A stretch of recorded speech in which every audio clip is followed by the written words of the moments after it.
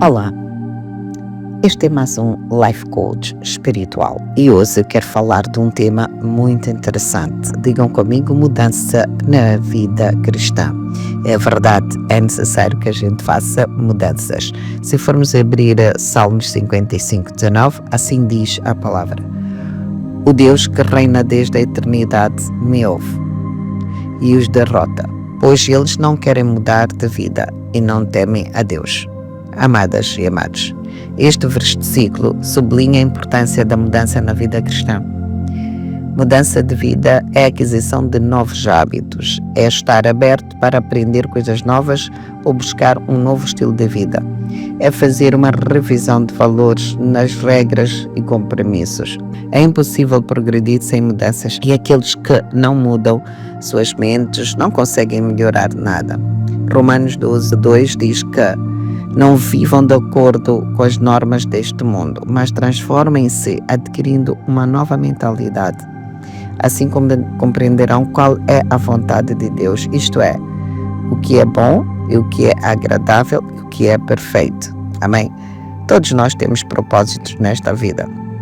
O ser humano sonha, faz planos, mas é o Senhor que decide se realiza tudo ou não. Todas estas coisas são feitas de acordo com o plano e com a decisão de Deus, de acordo com a sua vontade e com aquilo que Ele havia resolvido desde o início. Deus nos escolheu para sermos o seu povo por meio da sua união com Cristo. Os dois filhos, se formos a ver aqui o exemplo, eu gosto sempre de buscar alguns exemplos citados na Bíblia. Se formos a ver os dois filhos de Rebeca, Jacó e Esaú, tinham o mesmo pai, o nosso antepassado Isaac, mas para que a escolha de um deles fosse completamente de acordo com o plano de Deus, o próprio Deus disse a Rebeca: o mais velho será dominado, o mais novo. Disse isso antes de eles nascerem e de fazerem qualquer coisa boa ou má. Assim ficou confirmado que é de acordo com o seu plano que Deus escolhe aqueles que Ele quer chamar, sem levar em conta o que eles tenham feito. Como dizem as Escrituras Sagradas, eu escolhi Jacó, mas eu rejeitei Esaú. Se formos já ver, está Romanos 9:10-13, podem fazer esta leitura. E é Deus que firma todos os propósitos. À medida que o teu propósito cresce, você vai atravessar muitas mudanças. Tudo tem o seu tempo determinado e há um tempo para todo propósito debaixo dos céus. Apesar do propósito de Deus ser permanentemente em nós, passamos por muitas mudanças. E para quê? Por que passamos por essas mudanças? Para quê? Para mostrarmos a todas as autoridades e poderes nas regiões celestiais, por meio da igreja, como Deus é perfeitamente sábio, tal como Ele sempre tinha planejado fazer por meio de Jesus Cristo, nosso Senhor, por meio de quem temos livre acesso à presença de Deus, com toda a confiança por meio da nossa fé. Amém.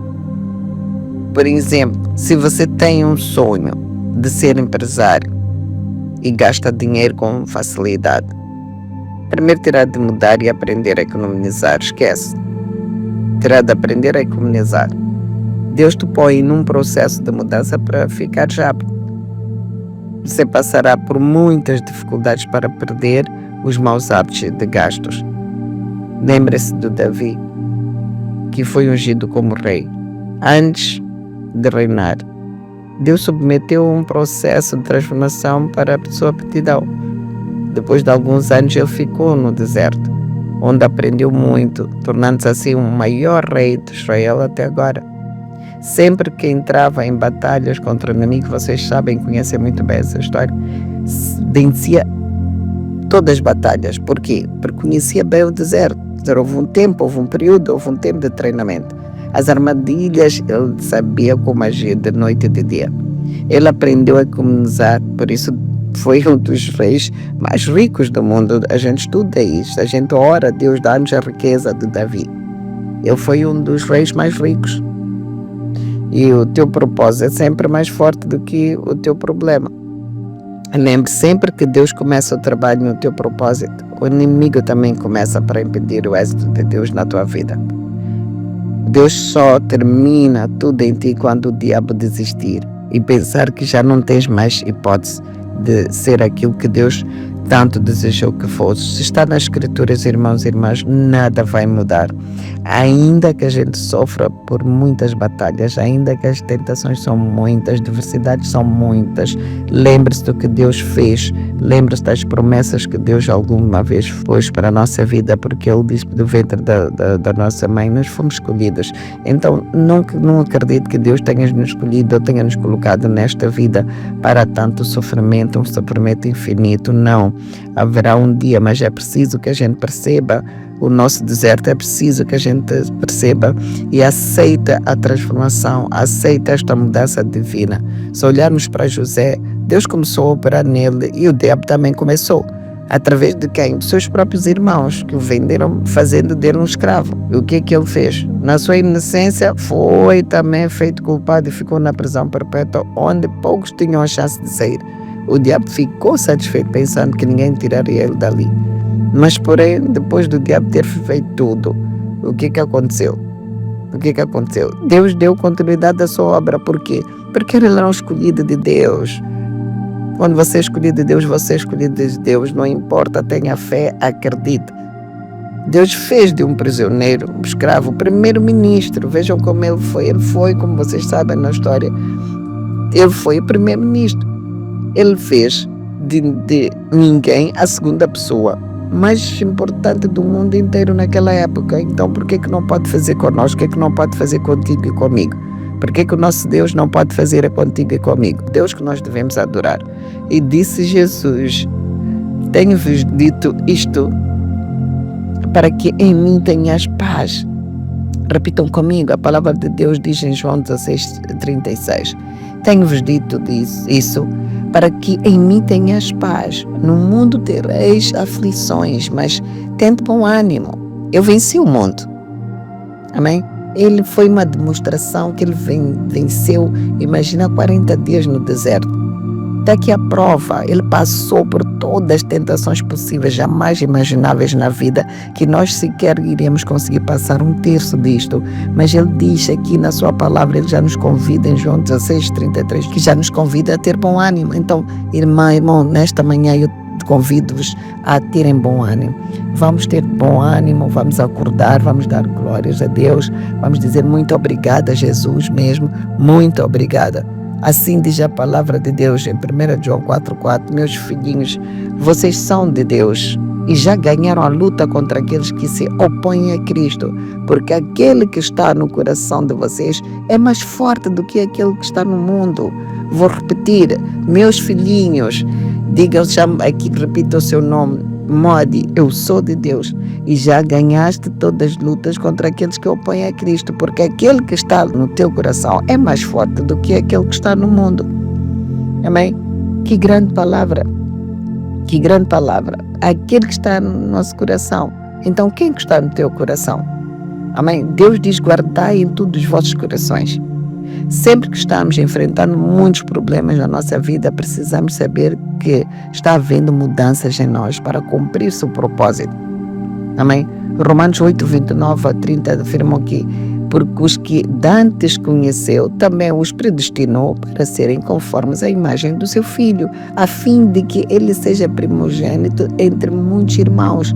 E aos que predestinou, a estes também chamou, e aos que chamou, a estes também justificou, e aos que justificou, a estes também glorificou. Amém. A promessa de Deus está aqui, não falha em nossa vida. Sublinha mesmo Romanos 8:29-30, 1 João 4:4, João 16:36, e você vai começar a ter uma nova postura na sua vida. Você não vai temer o sofrimento, você não vai temer o medo, você vai acreditar que amanhã será melhor que hoje. Então, queira acreditar nesta palavra, ore nesta palavra, medite nesta palavra. Independente de onde vêm os problemas, devemos nos tranquilizar, porque a Bíblia diz em Romanos 8:29, e sabemos que todas as coisas contribuem juntamente para o bem daqueles que amam a Deus, daqueles que são chamados por o seu decreto, algum diz no seu propósito. Amém? Amém. Então, Amar a Deus não é apenas um sentimento. Amar a Deus não é apenas um sentimento. Jesus respondeu em Mateus 22, 37 a 40. Ama o Senhor, digam comigo, ama o Senhor seu Deus, com todo o coração, com toda a alma e com toda a mente. Meu Deus, devemos amar a Deus de todo o nosso coração, de toda a nossa alma, de toda a nossa mente. Quer dizer, devemos morrer, devemos nos entregar de toda a alma, de todo o coração. Quer dizer, não existe ninguém maior que Deus na tua vida. Não existe mais ninguém. Este é o maior mandamento e o mais importante. E o segundo mais importante para ser deste, que este primeiro que Deus nos deu foi: ame os outros como você ama a si mesmo. Toda a lei de Moisés e os ensinamentos de todos os profetas se baseiam nesses dois mandamentos. Então, esses são mandamentos que são a chave para o nosso sucesso. A palavra agape, que significa amor, implica colocar Deus em primeiro lugar, deixando a vontade de Deus que seja feita na nossa vida. Mateus 6, 36, 4 ensina-nos isto. Mas buscai primeiro o reino de Deus e a sua justiça, e todas as coisas vos serão acrescentadas. Então, é um mandamento, devemos buscar primeiro as coisas de Deus, do reino de Deus. Então, o que são as coisas do reino?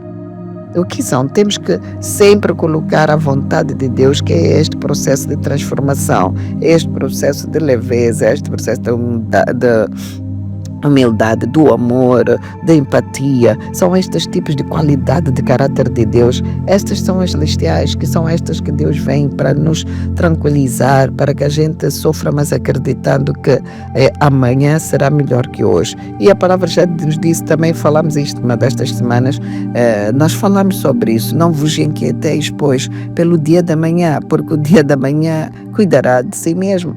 Basta cada dia seu mal. Então, ontem não deu, hoje tem de dar. O que não deu ontem, de certeza Deus não repete as mesmas coisas no dia seguinte. Se começar a prestar atenção, vai ver que a necessidade de ontem já era, de hoje é melhor. Mas seja alguém que gosta, que aponte, que anote tudo aquilo que são os teus planos, que é para você, quando terminar o dia, chegar ao fim do dia, você vai dar um grito de vitória, porque vai perceber que conseguiu conquistar pelo menos uma coisa, você conseguiu conquistar diferente de ontem. Então é muito importante, quando a gente põe toda a nossa vocação, todo o desejo ardente, a gente coloca em Deus, porque assim a palavra diz: nunca faça planos na sua vida sem que nasça primeiro em você o desejo ardente que foi dado à luz pelo Espírito de Deus. Quando esse desejo começa a formar-se dentro de si, é aí que você sabe que chegou a sua revelação. Então, irmãos, busca a tua felicidade no Senhor e Ele te concederá os desejos do teu coração. Esta é a mensagem que eu gostaria de partilhar para os irmãos e pedir mesmo para que possamos nós colocar a nossa vida nas mãos do Senhor e confiar nele, e Ele nos ajudará. Todas estas coisas Deus coopera para aqueles que amam o seu nome, para aqueles que amam a Deus de todo o coração. E Ele diz aqui na sua palavra: entrega de alma, de coração, de mente. Ele quer usar-nos em todos os sentidos, mas é preciso que a gente renuncie à nossa velha pessoa e aceite essas mudanças. Então, nem sempre o que a gente está a passar, o mal que a gente está a passar é para o mal, não, é para a nossa transformação. Nós vimos, e estão aqui vários personagens bíblicos que passaram por piores momentos das suas vidas, mas isto foi para um bom propósito. Eu sei que você neste momento está com grande perturbação, você neste momento está com um grande problema. Então eu digo, irmão, faça esta palavra, medite nesta palavra, creia somente, vai para Salmos 37, 4, 5, medite nesta palavra de Deus, vai para Salmos 91, Salmos 23, ora, medita nesta palavra: o Senhor é meu pastor, nada me faltará, o Senhor é meu pastor, nada me faltará, deitar-me faz-me em verdes pastos, guia mansamente a águas tranquilas, refrigera a minha alma. Medite nessa palavra e diz que eu habito nos esconderijos do Altíssimo, a sombra nupciente descansarei. Esta é a palavra que vai mudar a tua vida, esta é a palavra que vai trazer a transformação e visão espiritual daquilo que Deus tem como plano. E ora a Deus em gratidão, seja grato por tudo, diga: Senhor, eu sou muito grata pela vida. Eu sou muito grata por tudo que o Senhor tem feito na minha vida. Eu sou muito grata por todas as coisas. Hoje eu liberto o meu espírito, eu liberto a minha alma, eu liberto o meu coração para que o Senhor possa entrar e fazer morada. Capacita a minha mente, capacita o meu espírito, Senhor.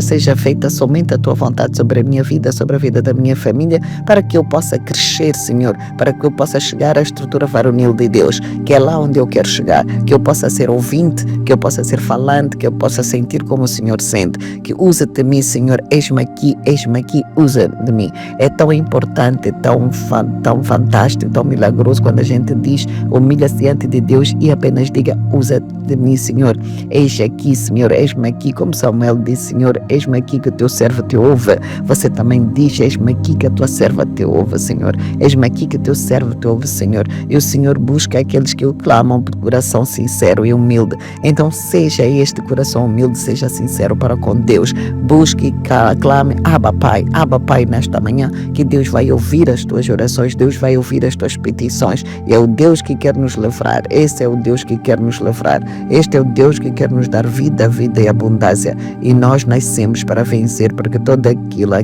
que viu o seu Filho unigênito, que morreu na cruz por amor de nós, já passou por todo o sofrimento em seu nome. Por isso, repito, a irmãs, nesta manhã, neste dia, coloque a tua vida na mão de Deus, nas mãos do nosso Senhor, e confia nele e ele te ajudará. Esta era a palavra da mudança que eu queria trazer para a nossa vida. Não se esqueçam, Jesus é conosco, Jesus é eterno, e sejamos abençoados e muito obrigada. Até. Tchau, tchau.